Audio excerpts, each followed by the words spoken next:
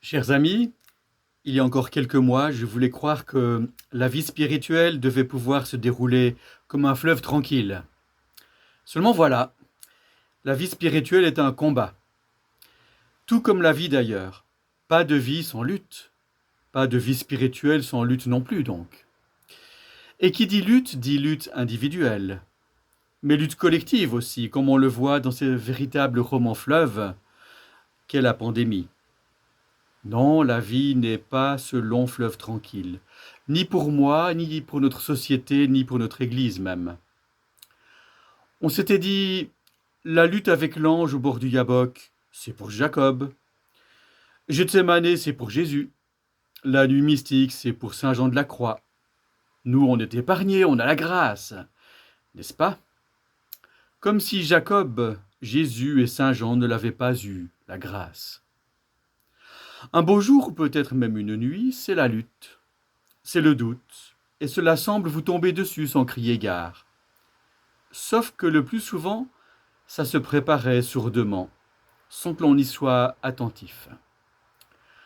Ce qui me touche énormément dans le récit de la lutte de Jacob, c'est qu'au moment où il a fait passer tout son petit monde de l'autre côté de la rivière, il se trouve seul.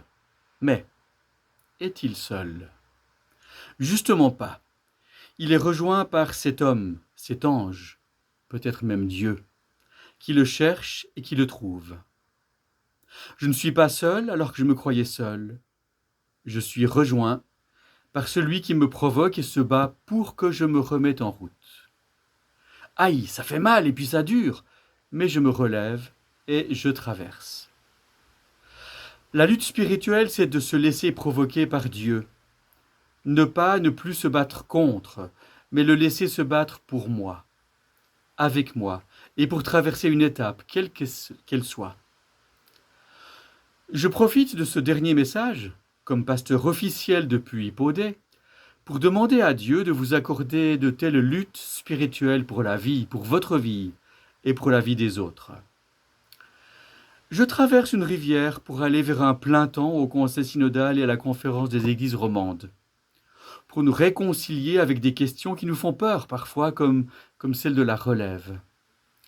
Et je demande à Dieu, qui lutte pour nous, de nous garder dans nos étapes individuelles et collectives, et de bénir mes chers collègues, et vous, mes chers paroissiens, qui menez le même combat de la foi. À bientôt.